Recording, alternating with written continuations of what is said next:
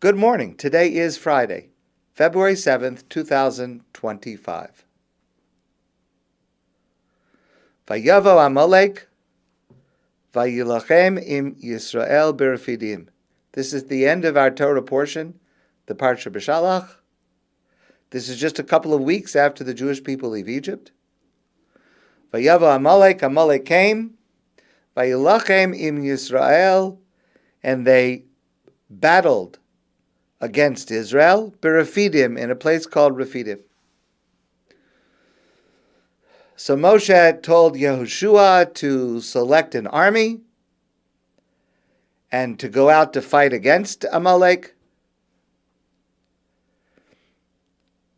And Moshe would sit at the top of the mountain overlooking this scene.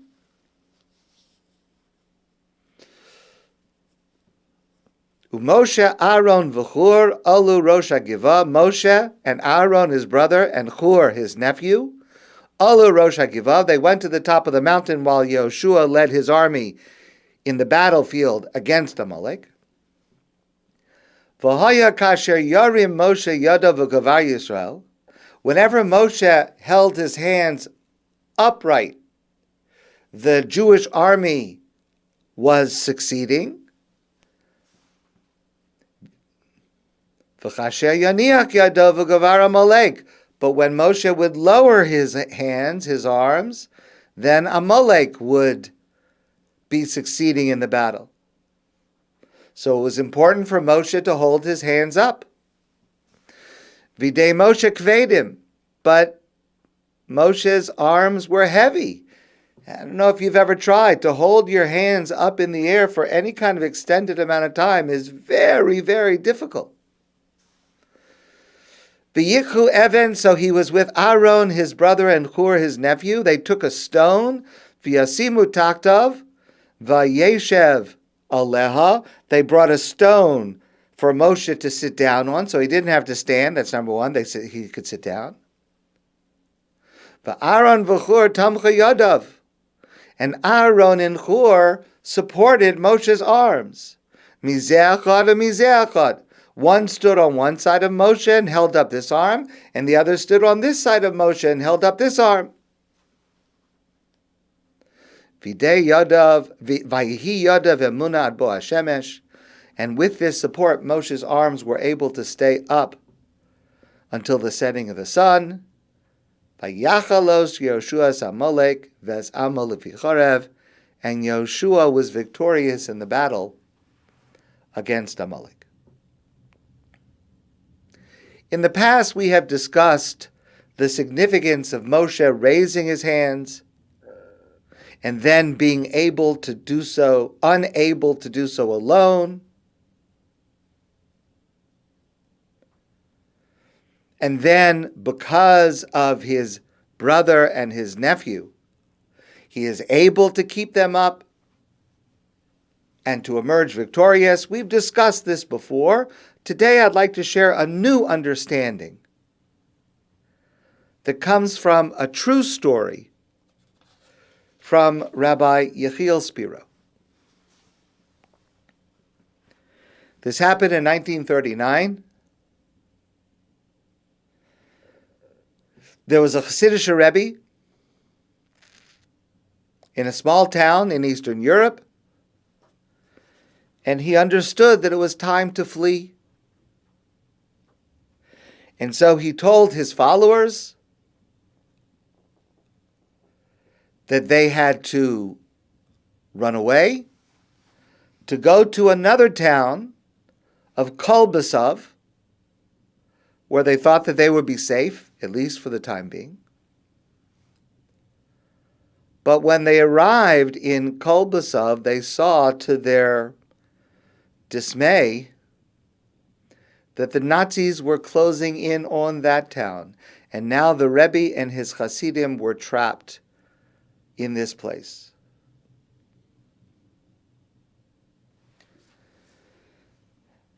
And soon they could hear dogs barking in the distance, the dogs of the Nazis, and they understood that they were in real trouble, that this could be the end.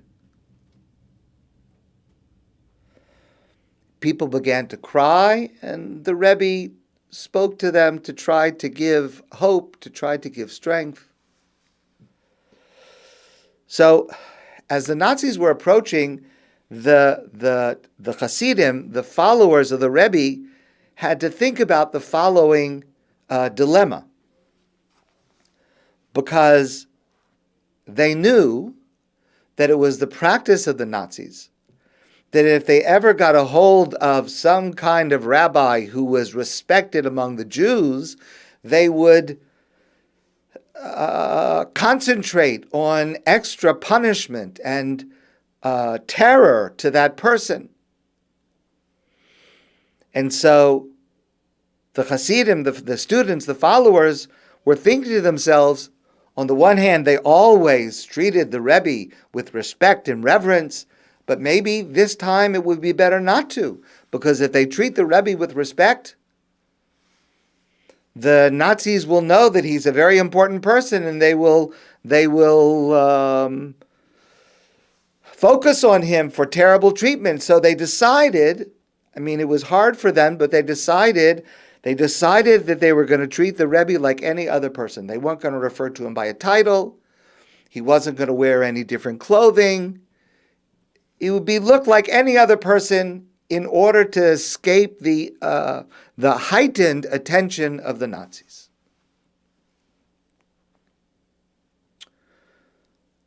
Finally, the Nazis came and they gathered them all in the center of this village, this small town.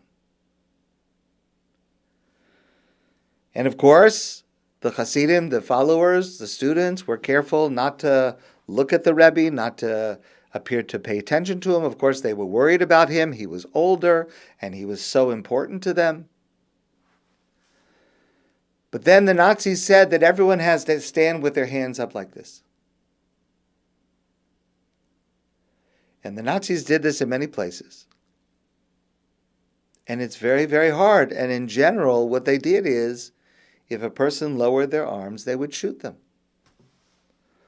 But it was inevitable, especially for an older person, after a few minutes, an hour, 2 hours, and they would make them go all day like this, that people would put their arms down unwillingly. Maybe they would fall down, and they would be shot. So the Rebbe is there with his hands up, and obviously he's struggling to keep his hands up. And it's very, very difficult for him. He knows what will happen if he lowers his arms. And everybody's worried what's going to happen when the Rebbe is no longer able to hold his arms up. And all of a sudden, something amazing happened.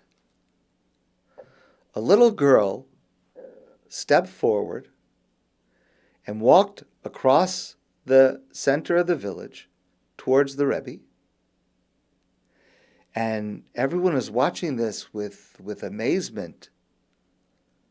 And even the Nazi soldiers who had said whoever moves is going to be shot, they were kind of shocked. This little girl is walking across. And she finally came over to where the Rebbe was.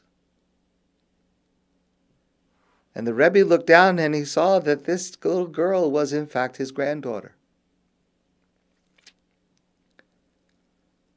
And she looked up at her Zaidi, her grandfather, the Rebbe. And then she reached her own hands to hold his hands in place. And she said to him, "It's all right, Zaidi. You can rest your hands now. I am holding them up."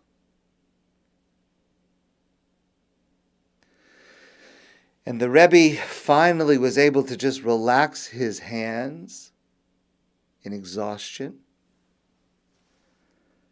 And this little girl held his hands up, supported his arms. And everybody is watching in amazement. And somehow, defying any kind of reason, the Nazi officer in charge decided to let this little girl keep going and to hold her grandfather's hands up. And it was like this for hours. Light turned to darkness, and miraculously the Rebbe's hands remained held high because of this little girl.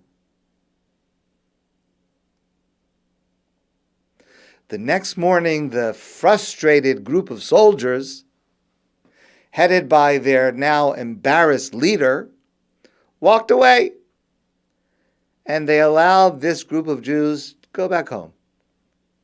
I mean, this kind of thing never happened before. It didn't very rarely happen. Forget it. Just go back home. And the Rebbe walked home proudly with his head held high, surrounded by his Hasidim who were so joyous that he had been saved, and together with this incredible little girl.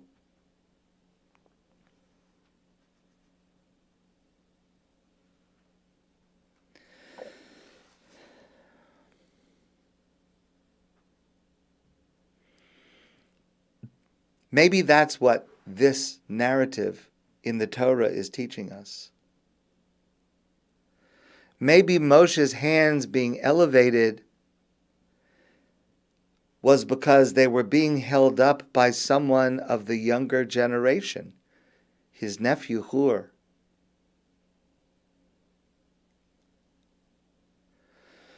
And that's precisely what the older generation is waiting for. In every generation, the older generation waits to see the next generation.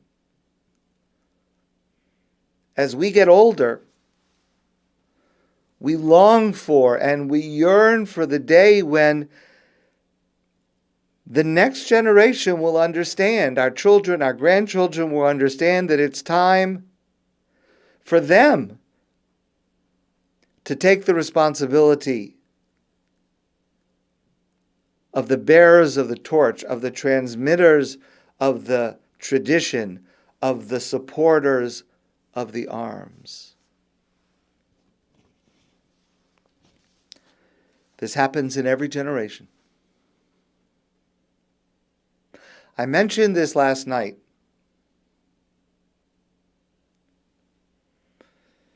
Many people, many middle-aged or older people, before October 7th, 2023, thought about the younger generation of Israelis today as being coddled, lazy, selfish, materialistic. Everyone just wants to go into high tech and make a lot of money for themselves.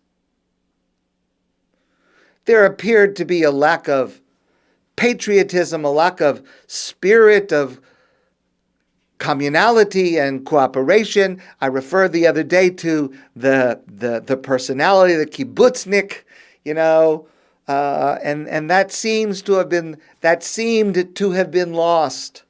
And people, before October 7th, people kind of lamented, what's going to happen with the next generation? Do they really care? Are they really involved? Are they really committed? And then October 7th came, and every day since. And we have seen over and over and over again, and I've shared with you examples of this over examples of this.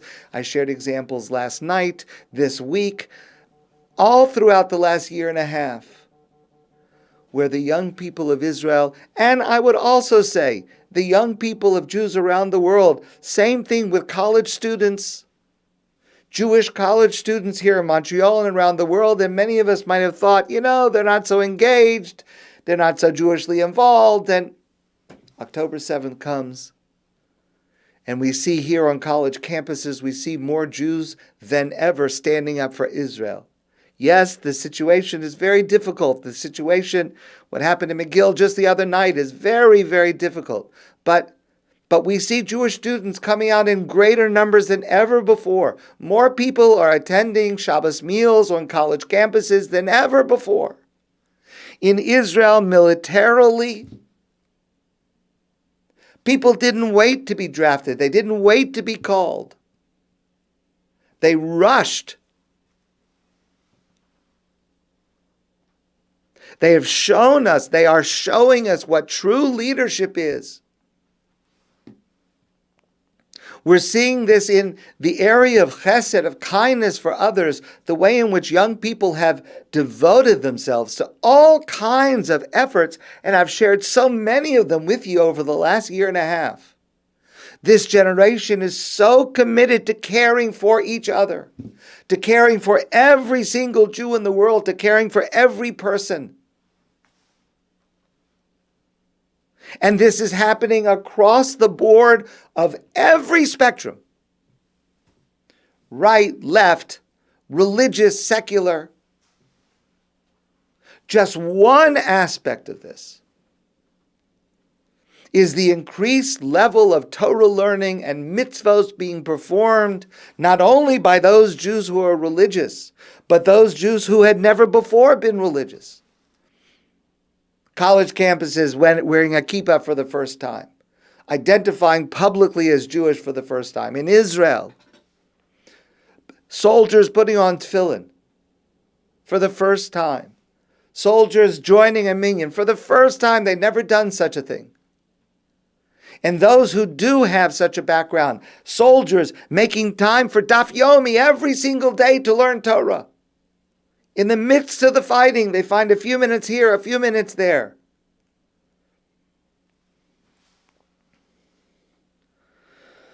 We're living through very difficult times, very painful times, but we are also living through times where we are seeing the next generation of Israelis, of Jews all over the world, and they are holding up our hands. They are supporting us. They are taking over the leadership in a way that is magnificent to watch. And as we read this week's Torah portion and we read about Moshe and the need for Moshe to have his arms supported, think about this story and think about what's going on today. Young people in Israel, young people in all around the world, give thanks to God for the way in which this generation is taking on leadership, is taking the torch. Give thanks to God for this. And give thanks and have tremendous pride in young Jews in Israel, here in Montreal, and all over the world. May Hashem protect them and let them develop into the leaders that they are becoming before our eyes. My friends, I wish you a great day and a beautiful Shabbos, and I look forward to seeing you soon in person.